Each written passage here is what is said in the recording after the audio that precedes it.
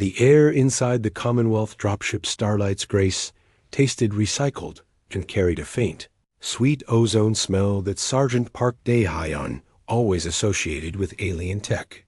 He leaned against the webbing of his seat, the weight of his standard-issue kinetic rifle a familiar comfort on his chest. Around him, his squad, the men and women of 3rd Squad, 2nd Platoon, 5th Terran Infantry, Badgers, checked their gear with a quiet, methodical rhythm. There was no chatter, just the soft clicks of polymer and metal.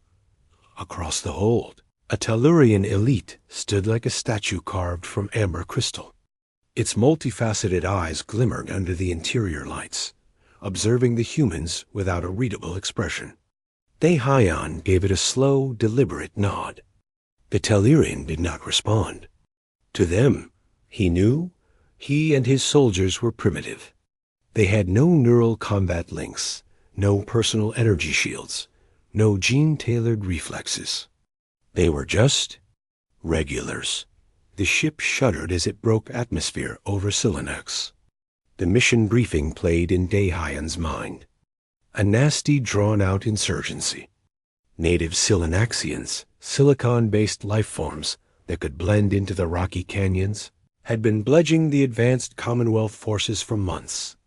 The Tellurian elites, for all their speed and power, were built for decisive high-intensity battles, not this grinding, dirty shadow war. Now, as a test of humanity's worth and a desperate measure, a single Terran battalion was being deployed. Auxiliary support, ground holding and logistics. The galactic term was polite. The meaning was clear. Stay out of the way. The landing ramp hissed open, revealing a landscape of rust-colored rock and a sky the color of dried blood. The air was thin and carried a metallic tang. Daehyun was the first down the ramp, his boots crunching on the gritty soil. He didn't pause to look at the dramatic spires in the distance. His eyes were already scanning the terrain cover, approaches, fields of fire. "Yuna," he said, his voice calm. "Get the birds up." Full perimeter sweep, deep pattern. Private Kim Yuna, the squad's youngest, nodded sharply. She dropped her pack and pulled out a case. Inside were not advanced Commonwealth scout drones, but 4 human-built quadcopters, their surfaces scratched and worn. They were cheap, modular, and robust. As the Tellurian elites disembarked from their own sleek, silent shuttles, forming perfect, glittering ranks, Yuna's drones whirred to life and zipped away in different directions. Captain Lee Haniel stood near the command pod, her uniform crisp amidst the dust. She was the bridge, the diplomat in armor. A Tellurian commander, introduced as Vel, approached her. Vel stood a full meter taller, his crystalline body refracting the dull light. "Your forces are to establish a supply depot here in Grid 7, Vel stated, his translated voice a smooth, cold baritone. A holographic map sprang from his wrist unit, showing a neat, empty zone. "This is a secure area. You will maintain perimeter security and process incoming material. Your soldiers will refrain from unsanctioned patrols. The combat operations are the purview of the elite forces." Haniel kept her expression neutral. "Understood, Commander. We are here to support. However, my sergeant will need to conduct local reconnaissance for optimal defensive placement." "Standard procedure?" Vel made a sound like tinkling glass. "Disdain. Your procedures are not our procedures, Captain. The area is scanned and clear." As if on cue, one of Yuna's drones returned, settling gently into her hands. She pulled a data slate and walked over to Daehyun, ignoring the towering Tellurians. "Sarge," she said, her voice low. "Found something. Northwest ravine, about 500 meters. Subsurface hollow. Heat sig is faint, but it's there. And the ground? It's wrong. Too smooth." Daehyun looked at the slate. It showed a thermal overlay on a detailed 3D map. The secure landing zone had a blind spot, a potential tunnel entrance or a dug-in position right on the edge of their perimeter. The Commonwealth scans, focused on energy signatures and large life forms, had missed it. Their tech looked for soldiers.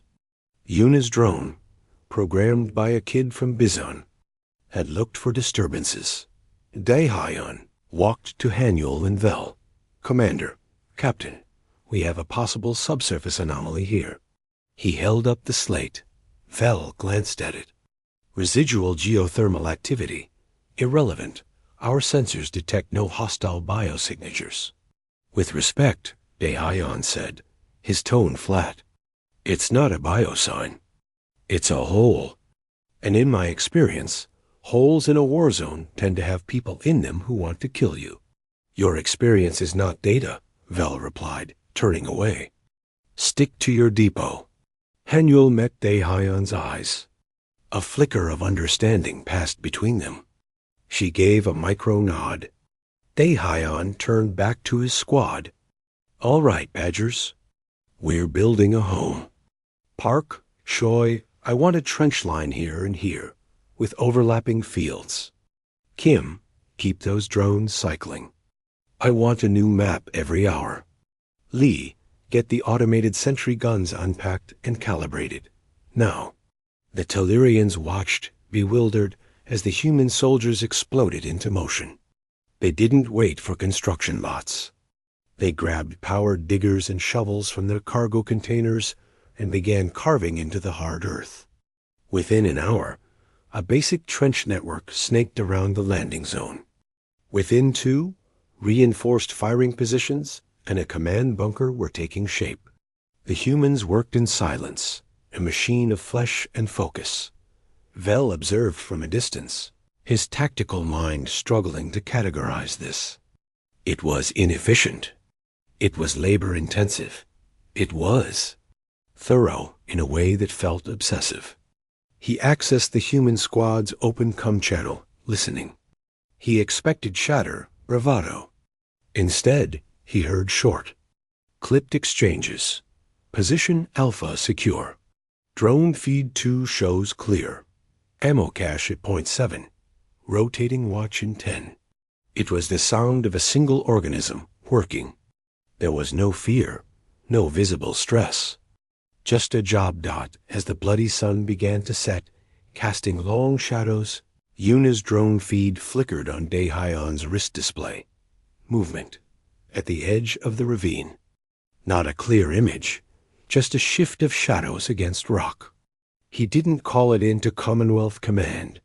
He keyed his squad net. "Heads up. Possible contact northwest. Stand to." Quietly. The Badgers stopped their work. Without a word, they moved to their fighting positions. Rifles were readied.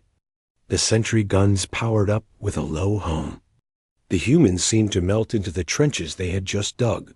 Bell's own command alert chimed. A perimeter sensor, 5 kilometers away near the elite's main base, had been tripped. A suspected probe. He dismissed it a minor event. He looked back at the human depot. They were just sitting there, in their holes, doing nothing. A waste of resources dug deep in the ravine. A squad of Silanaxian insurgents watched the new arrivals. They had seen the bright, tall Tellurians and marked them as the primary threat. These other creatures, the soft-skinned ones who dug like animals, were an afterthought. A weakness in the perimeter. Their plan was simple. Use the tunnel network to emerge inside the depot tonight, cause chaos, and steal supplies. They did not know that the hole they intended to use had been marked on a map by a young woman with a simple drone. They did not know that the animals digging in the dirt had just spent 10 hours turning that dirt into a kill zone. And they did not know that Sergeant Park Daehyun, sitting silently in the gathering dark with his rifle across his knees, was not afraid of the night. He was waiting for it in orbit. Captain Hanyul reviewed the depot's progress reports. The structural efficiency was 40% above Commonwealth standard. The defensive rating, by her own metrics, was already formidable. She allowed herself a small, tight smile.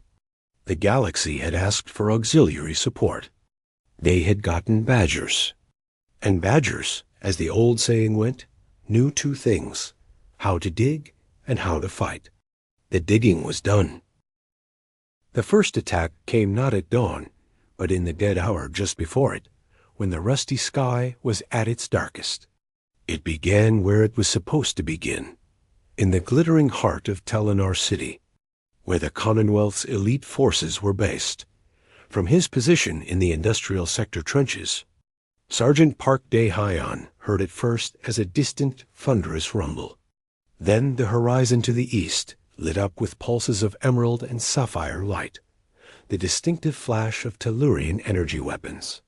The radio chatter on the shared Commonwealth channel erupted into a frantic, clipped symphony of alien voices. Breaches in the northern perimeter. Heavy assault on the central spire. Requests for reinforcement. The elite forces were engaged in the kind of battle they were built for. High intensity, direct, and glorious. De-Hyon's squad, the Badgers, didn't move. They remained in their dugouts, their faces lit by the far-off light show. They had their orders: hold the industrial sector. It was deemed a low-value target, a sprawling maze of shattered fusion factories and storage silos. The logic was clear. The insurgents would aim for the command center, the power core, the symbol. No one would waste forces here. Private Kim Yuna watched her drone feeds, her brow furrowed. "Something's off, Sarge," she said, her voice quiet. "The noise is all up there, but my motion trackers are picking up faint vibrations. Here, under us." De-Hyon moved to her screen. The data was subtle.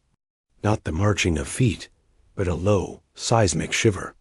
He thought of the subsurface hollow Yuna had spotted on their first day, the one Commander Vel had dismissed.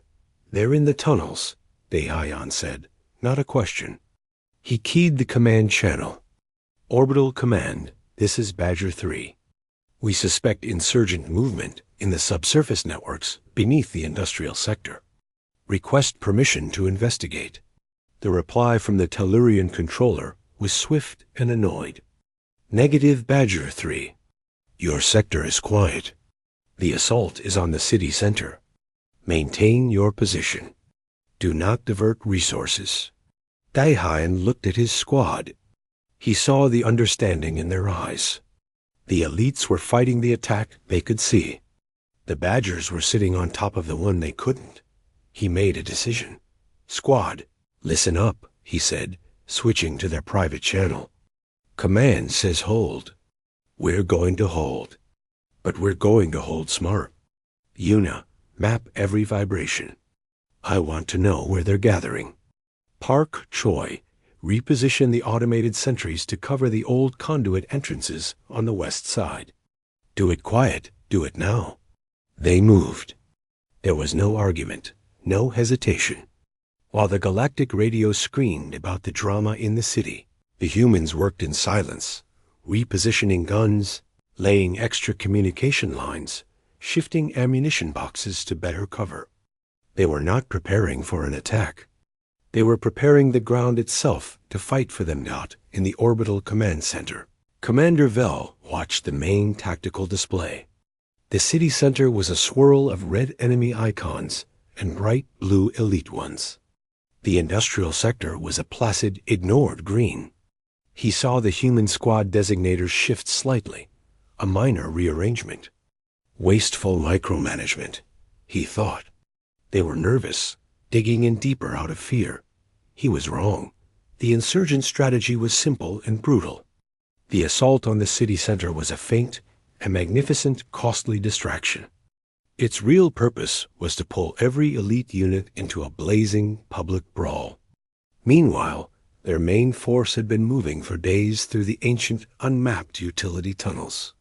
Their target was not a symbol, but a function, the primary geothermal power tap that lay on the edge of the industrial sector. If it fell, the entire city's energy grid would go offline for months. They erupted from the ground like stone ghosts. pouring out of shattered maintenance hatches and broken factory floors right in the middle of the human perimeter. For a moment, there was only the sound of cracking rock and their grinding war cries. Then the human trench line spoke out. It did not speak in the bright, clean tones of energy weapons. It spoke in the sharp, physical cracks of kinetic rifles and the deeper thumps of their crew-served projectile guns. There were no brilliant flashes, just tracers cutting red lines through the dust and the sudden, brutal impact of high-velocity metal on stone. The insurgents, expecting little more than a token garrison, ran headlong into a killing zone the Badgers had spent a week perfecting. Crossfire from the repositioned sentry guns scythed down the first wave. Grenades, thrown with unerring accuracy, rolled into tunnel mouths before more could emerge. Deihayan was everywhere. He wasn't faster than a Tellurian. He wasn't stronger. But he was always there. Where the fire was thickest, his steady voice was on the net, directing a flanking shot. Where a position wavered, he was suddenly beside a soldier, slapping a fresh magazine into their hands. He fought in the mud, his boots slipping on the grit, his uniform soaked with sweat and other things. Private Choi took a hit, a crystal shard from an insurgent weapon piercing his leg. He went down with a grunt. Deihayan was there in 3 strides, hauling him back behind a plascrete barrier. He tore open a medical kit, applied a coagulant patch and a tight bandage. "You're fine, Choi. Pressure here.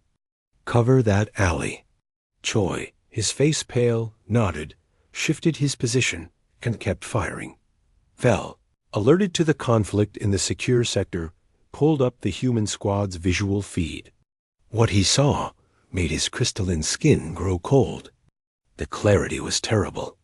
He saw the humans fighting in near total darkness, using simple light amplifiers on their helmets. He saw them take injuries that would have sent a Tellurian into immediate medical stasis. He saw them bleed and curse and keep fighting.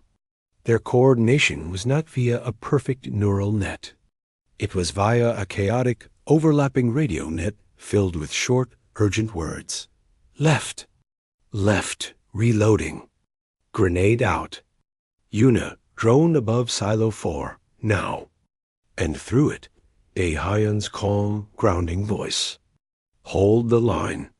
They're trying to flank west. Lee, shift fire. Good. Good. Keep it up.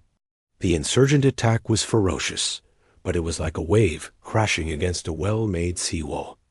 It broke, receded, and broke again, each time weaker. The humans gave no ground. They held not because they were invincible, but because the idea of retreat seemed, to them in that moment, more illogical than death. After 27 minutes, it was over. The surviving insurgents melted back into their tunnels, leaving their dead and wounded behind. The city center assault, its purpose failed, also began to die away. Silence returned to the industrial sector, broken only by the hiss of cooling weapon barrels and the low moans of the wounded. The Badgers began first aid, pulled security, and started the grim task of checking the fallen. They had held. 6 of them were dead. 11 were wounded, 2 seriously in orbit. Vel stared at the after-action report. The numbers glowed, accusing him. Human casualties. Significant. Military objective. Held. Insurgent casualties. Catastrophic. Tactical outcome. Complete victory. He opened a direct channel to Captain Lee Hanyul. Her face appeared on his screen, smudged with soot, her hair escaping its tight bind. "Captain," Vel said, his voice stripped of its usual authority. "Your squad sustained over 20% casualties. Your forces should be combat ineffective. Your command protocol should have mandated a withdrawal to preserve unit integrity." Hanyul blinked slowly. She looked tired, but her gaze was steady. "With respect, Commander, the objective was to hold the sector. We held it. A withdrawal would have meant failure. But the cost," Vel began, was within acceptable parameters for the mission, Haniel finished calmly. My soldiers understood the parameters. They are trained for force preservation, yes. But the force that must be preserved first is the mission. They know the difference. Vel ended the call. He sat in the quiet of the command center, the holographic casualty lists still floating in the air. The Tellurian elites, for all their power, had taken fewer casualties defending the city center. But they had also been on the edge of being overrun before the insurgent war broke. The humans, with their primitive tools and fragile bodies, had not just held. They had broken the enemy's main thrust. He looked at the feed from the ground, now showing the humans helping their wounded, sharing water, already beginning to repair their defenses. There was no celebration, just work. The work of soldiers who had done their job and expected to do it again tomorrow. A new fear, cold and unfamiliar, coiled in Vel's core. The humans fought with a different mathematics. Their calculus of victory had a variable for something the Commonwealth had forgotten to count, the terrible, unbreakable will to simply endure. The silence in the Commonwealth tactical chamber was not peaceful. It was the quiet of a system in shock, a deep, humming stillness that followed a detonation. Commander Vel stood before the central holotank, his crystalline form a cold, sharp sculpture. The data floating around him was not about glorious charges or brilliant maneuvers. It was a cold autopsy of the engagement in the industrial sector. Numbers, graphs, and helmet cam footage told a story that made no sense. The Boldiar analyst, Crix, shifted nervously on its cushion of tentacles. The metrics are consistent, Commander, and alarming. On one screen, a graph compared physiological stress. Tellurian elite biosigns showed sharp, jagged peaks during combat, followed by steep valleys of mandatory neural recovery. The human readings were a different beast altogether. They started higher, a sustained, elevated baseline of stress. Even at rest and during combat, they spiked. Yes, but then they plateaued. They held at a level of sustained alertness that would have shattered a Tellurian psyche, and they held it for hours. There was no valley, just a long, grim plain of readiness. It is as if their default state is a mild combat awareness. Crix's translator buzzed softly. They do not switch on. They merely dial it up. Another screen played helmet cam footage from Sergeant Park Dayhayan. It was gritty, shaking, filled with the roar of primitive kinetic weapons and the crump of explosions. Vel watched as a human soldier, Private Lee, the data tag said, took a hit from a fragmenting round and went down. Park didn't freeze. He didn't scream. He moved to Lee in a low crawl, applied a tourniquet from a kit on his own leg, slapped the wounded man's helmet, and shouted something lost in the noise. Then he was up again, firing. Lee, minutes later, was dragging himself to a secondary position, his weapon still in his hands. The casualty continuance rate is 87%, Crix said, for injuries that would incapacitate 95% of our forces. They have a concept they call, the fight isn't over until you're dead. It is not a metaphor. Vel's mind recoiled. It was wasteful. It was inefficient. A wounded soldier was a drain on resources, a liability. You retrieved them if you could, but the mission came first. Yet here, the wounded often kept fighting, becoming unexpected variables that disrupted enemy calculations. The humans weaponized their own suffering. The most chilling data was psychological. The Commonwealth's psych profiles were designed to detect neural fracture the moment the mind breaks under the weight of war. For Tellurians, it was a clear, bright line. For humans, the line was blurred, smudged by 1,000 years of terrible history.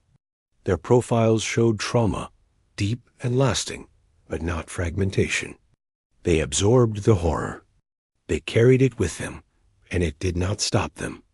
It was like they were made of a different material, something that could bend and scar without shattering.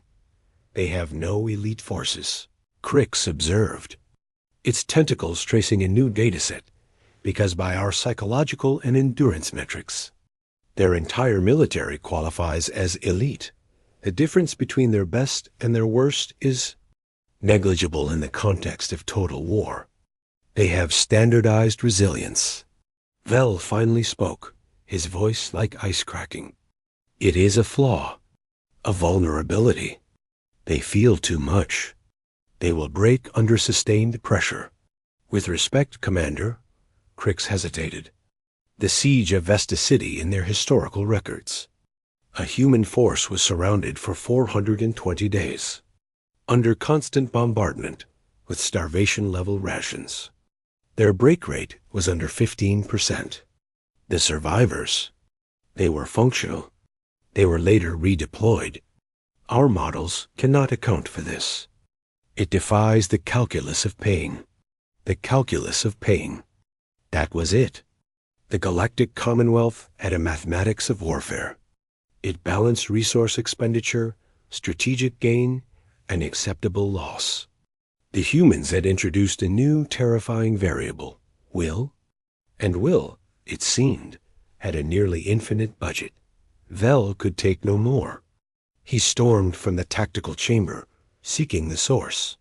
He found Ambassador J in the station's arboretum, tending to a small, green Terran plant with strange patience. Ambassador, Vel's tone cut through the humid air. Your soldiers are not what you presented. This regular infantry employs a doctrine of calculated brutality that skirts the edges of Commonwealth law. You hide a fundamental biological or psychological advantage. What is it? Neural dampeners? A collective consciousness? Jay did not look up. He used a small spray to mist the leaves. You search for a tool, Commander. A device. There is none. The tool is history. The device is memory. He finally turned, his eyes calm and weary. You possess elite forces, artists of combat. They are beautiful, precise, and devastating. We admire them greatly. He set the spray down. We do not produce artists. We produce engineers. And an engineer's job is to solve a problem with the materials at hand, no matter how flawed. Our material is human beings. Fragile, fearful, stubborn beings. We have had 10 millennia to practice engineering with that material against itself. You are afraid of the scalpel. We are the hammer. You fear the masterpiece. We perfected the assembly line.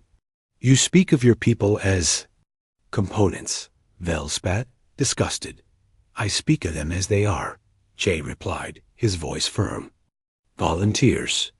They understand the contract. Their society, in its bones, remembers the cost.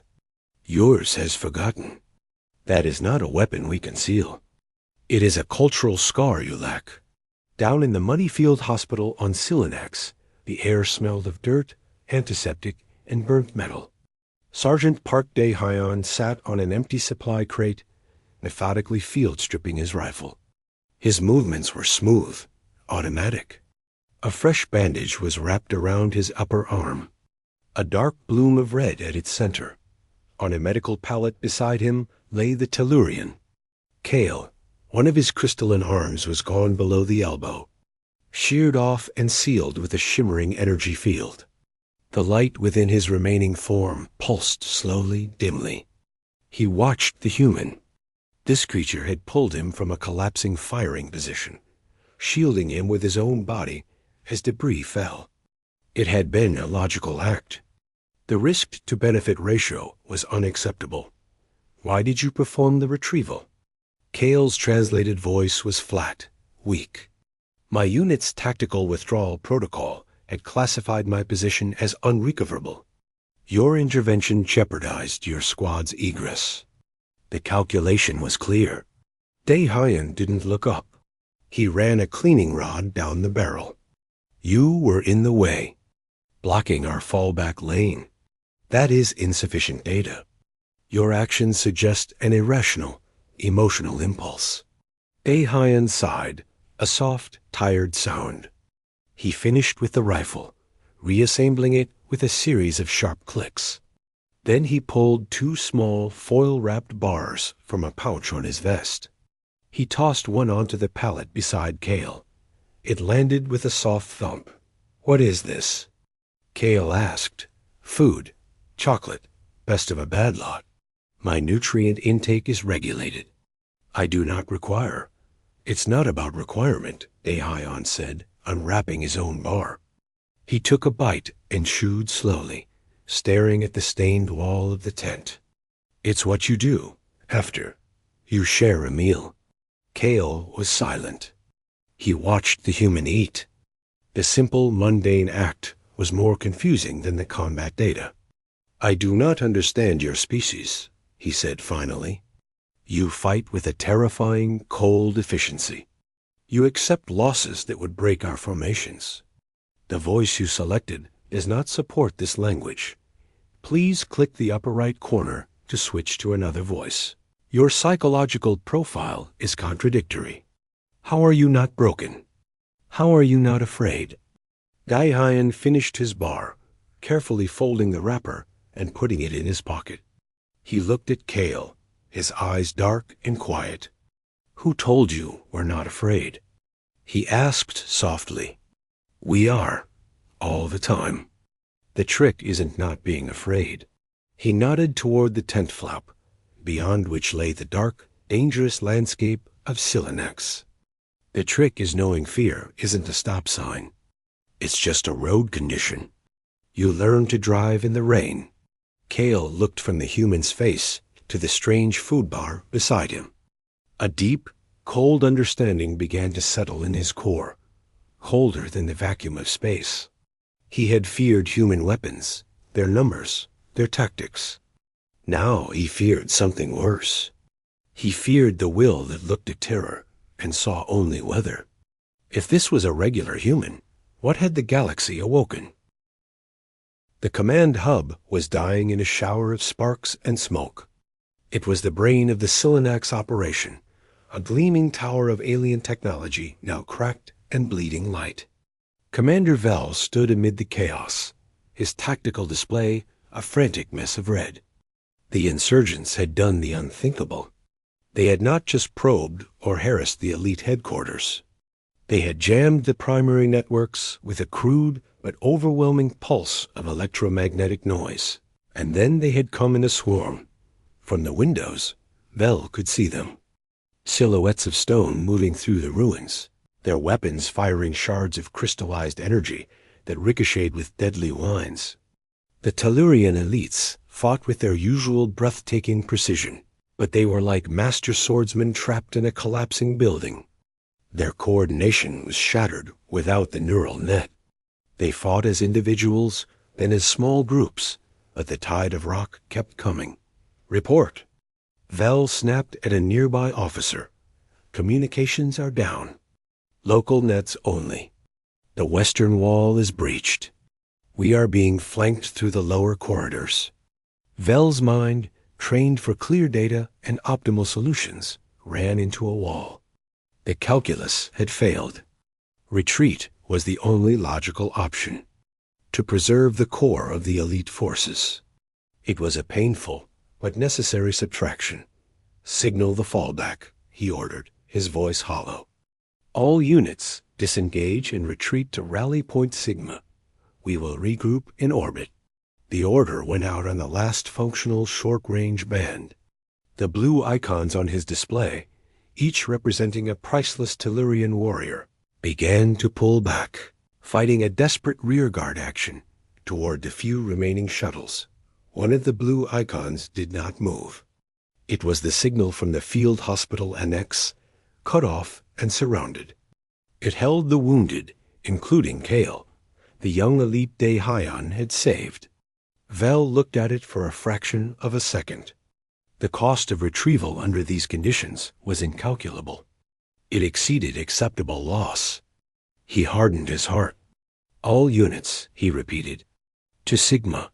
In the dusty trench of the industrial sector, The Cums went dead and spat back to life with a burst of fragmented galactic common. Captain Lee Haniel, monitoring from her liaison ship in low orbit, caught the gist. Hub overrun. Full retreat ordered. She didn't hesitate. She didn't ask for permission. Her ship, the GCF-77 Sol, was a liaison vessel, not a warship. But it had sensors. It had a powerful, tight beam transmitter. She slammed her hand on the console, opening a direct channel to the planet's surface, bypassing the jammed networks. Badger 3, this is Sol. Do you copy? Primary command hub is falling. Commonwealth forces are executing a full orbital retreat. You are ordered to disengage and fall back to your emergency extraction point. Acknowledge. In the trench, Sergeant Park Daehyun heard the message. He looked at his squad. They were all looking at him. The distant sounds of the massive battle at the hub were a low thunder. They were 10 kilometers away. They were safe. The order was clear. Run. Daehyun peed his mic. Sol, Badger 3. Understand the situation.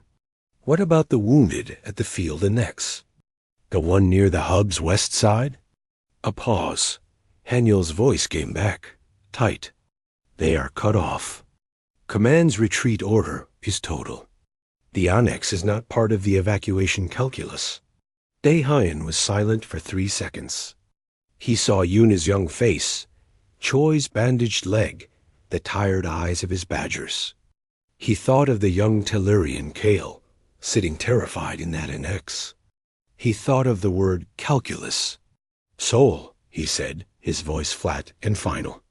We are not ready to retreat. We are going to advance. We're going to pull their wounded out. Request you paint us a path. On her ship, Haniel closed her eyes. She knew this would end her career. She also knew, in her human bones, she would do the same. Stand by, Badger 3. Sending you a route. Minimal contacts for the first 3 clicks. After that, you're on your own. Good luck.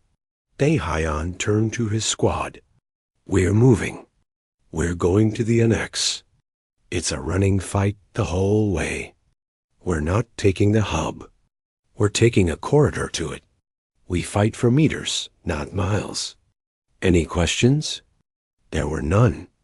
Just the sharp, definitive clicks of weapons being checked. What followed was not a battle. It was a slow, bloody grind.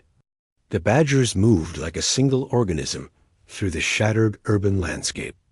They didn't try to secure territory. They created a moving bubble of violence. They would identify an insurgent position blocking their path. Daehyun would send a fire team to fix it in place. Another would flank, clear it with brutal efficiency. And then the whole squad would surge forward another 50 meters before diving for cover again. Vel, from his retreating shuttle, saw it on the secondary tactical feed.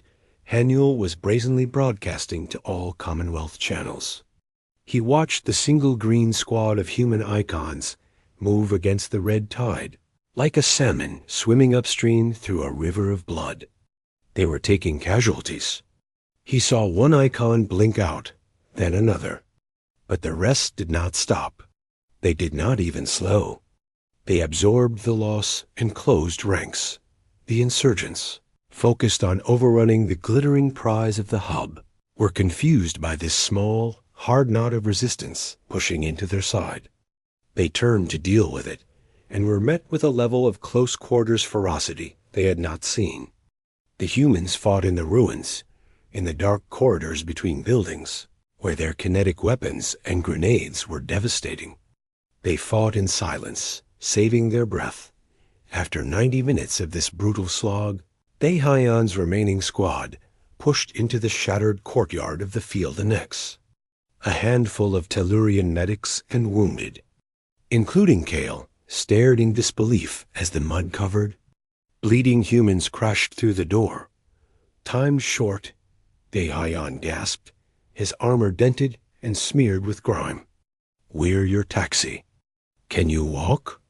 Can you fight? They couldn't, not really. So the Badgers did what they did best. They improvised. They made litters from broken doors and carrying straps. They handed spare pistols to the Tellurians who could hold one. And then they turned around and began the grind again, this time moving back the way they came, burdened with the wounded. This was the retreat, and it was worse. Now they were slow. Now they had to defend a static perimeter as they moved. It was here that Vel witnessed the full, horrifying truth of human warfare. To cover the retreat of the main group with the wounded, Deihayan would order a soldier, or a pair of soldiers, to hold a specific choke point of broken archway, a collapsed tunnel entrance. They would nod. They would take up position. And they would fight until they were overrun. Their icons would vanish from the feed. And the main group would gain another 200 meters dot. It was not a sacrifice made in despair. It was a transaction. A life traded for time. A terrible, clear-eyed purchase of distance. Vel felt physically ill watching it. This was not courage as he knew it. This was something darker and more powerful, a complete, utter subordination of the self to the group's purpose. Finally, battered and reduced by half, Deihayan's ragged group and their Tellurian charges stumbled into the perimeter of the industrial sector, now held by the rest of the human battalion who had refused to evacuate without them. The insurgents, bled white by the assault on the hub and then shredded by the humans' relentless corridor fighting, did not pursue. On his shuttle, Vel watched the final human icon Sergeant Park Deihayan's reach the safe zone. He pulled up the casualty report for the Badgers. He had to read it twice. Then he looked at the feed from the ground. He saw the surviving humans. They were not celebrating. They were checking the wounded, sharing water, their faces empty of everything but exhaustion.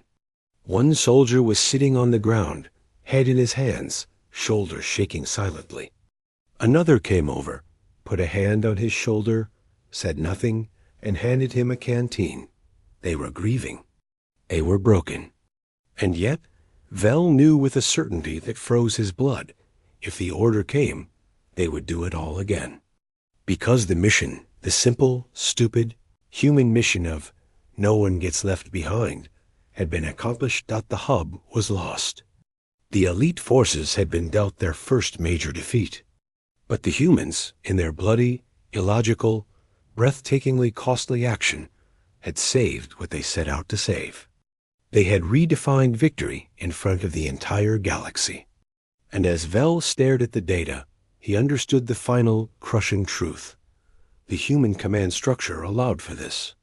A sergeant could decide to spend the lives of his squad to save aliens. A private could choose to hold a doorway to death. This was not a flaw. It was their greatest, most terrifying strength. They were not an army. They were a hive with 1 billion queens, each one capable of the same terrible, magnificent will.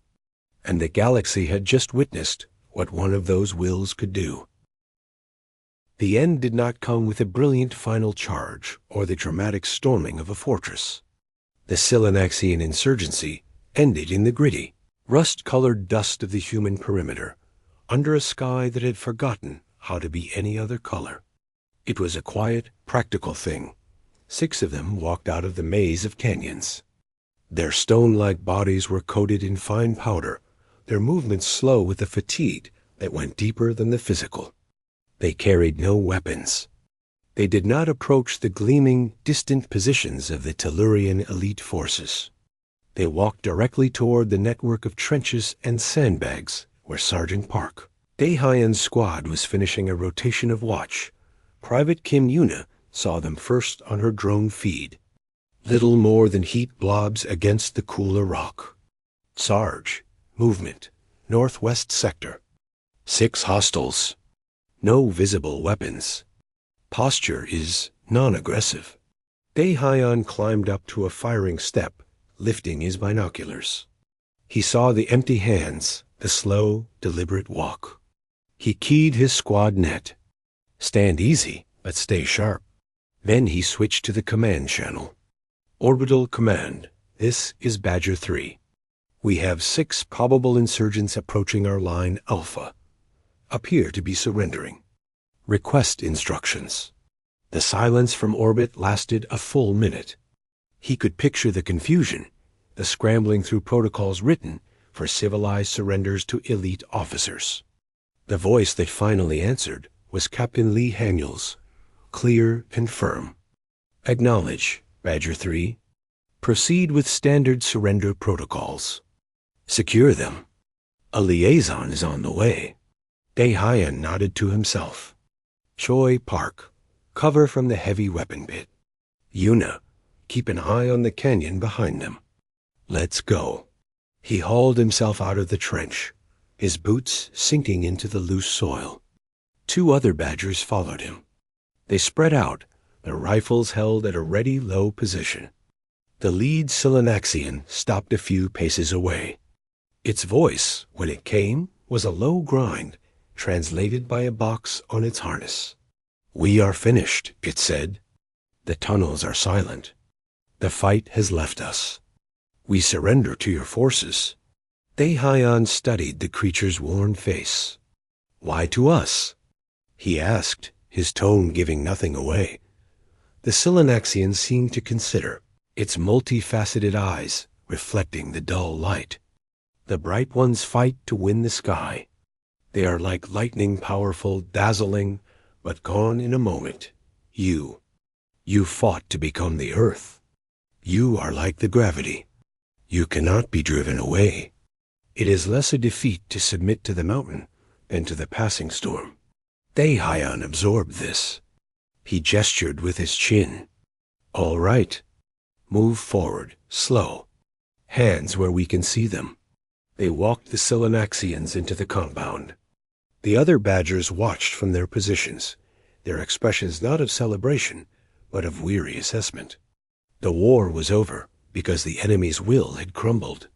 It was a logistical fact, like running out of ammunition. By the time Commander Vel's shuttle hissed down onto the landing pad, the process was complete.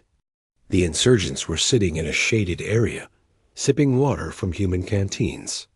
The Badgers were mostly back to their routines, cleaning weapons, checking gear, writing on small data pads. The grinding normality of it all was more disorienting to Vel than any battle. He found Captain Haniel near the command bunker, her attention on a supply inventory. Captain, Vel said. The superiority was gone from his voice, replaced by a hollow tone. They surrendered. To your infantry. They recognized a stalemate had become a defeat, Haniel replied, looking up. We were not leaving. They could no longer stay. The campaign is terminated. Your battalions? Methods will be included in the final report. The words felt inadequate. The report would not be a footnote. It would be a seismic event. A week later, in the vast chamber of the Galactic Commonwealth Assembly, the mood was one of unsettled reflection. The victory on Silanax was official, but the holograms playing across the central display did not show the elite forces. They showed humans, digging, standing watch in the rain, sharing meals in muddy holes. The story had slipped from their grasp. Ambassador J stepped onto the speaker's platform. The silence was absolute. You requested our assistance on Silanax, he began, his voice calm and carrying. You classified it as logistical support. You looked upon our soldiers, and you noted all the things they did not possess. No energy shields, no synaptic combat networks, no biological enhancements. He paused, letting his gaze sweep across the silent delegates. You have spoken of your desire to study our elite forces. I will clarify. We do not have such a thing. A ripple of confusion went through the assembly. What you witnessed, Jay continued, his voice growing stronger, were not our finest. They were our standard. An electrician from Daegu, a student from Suwon, a baker from Jeju Island, given a uniform, a purpose, and an order to hold a position. He leaned forward slightly, his hands resting on the podium. You fear the hurricane? We are not the hurricane. We are the sea, constant, patient, and we erode every cliff in time. You trembled at the arrow's tip. You never considered the strength of the arm that draws the bow. On Silenax, the Badgers were packing. The depot was being dismantled with the same systematic efficiency with which it had been built. Captain Lee Hanyul, her personal gear already stowed, found Sergeant Park Dae-hyeon sitting on an empty ammunition crate, simply watching his squad work. Sergeant, she said, there's an offer from High Command. A field commission to lieutenant. Your own company. The Commonwealth is requesting your expertise for a new integrated training program. Dae-hyun was quiet for a long moment. He watched Private Kim Yuna showing a younger soldier how to pack a sensor array. He saw the familiar, tired smiles of his team. Thank you, Captain, he said finally, his voice a low rumble. But I'll decline. I'm a regular. Somebody needs to stick around and teach the new ones how to patch a hole and sight a rifle. A small, genuine smile touched Hanyul's lips. She had expected this. Understood, Sergeant. Carry on. As she walked toward her waiting shuttle, a tour group passed by. It was composed of young Commonwealth cadets, a mix of Bolviar, Tellurian, and others led by a stern-looking Tellurian officer. They were being shown the historic battlefield. The cadets stared with wide eyes at the simple, brutal efficiency of the human earthworks. One Bolviar cadet, its tentacles twitching nervously, pointed toward Dae-hyun. The sergeant had removed his helmet. His face was ordinary, marked with dust and the faint lines of years of service. He was laughing quietly at something Private Choi said. Instructor, the young Bolviar whispered, its voice full of awe. That being, is he one of their legendary warriors? One of their champions? The Tellurian officer followed the pointing tentacle. He did not see a legend. He saw a tired man in a stained uniform.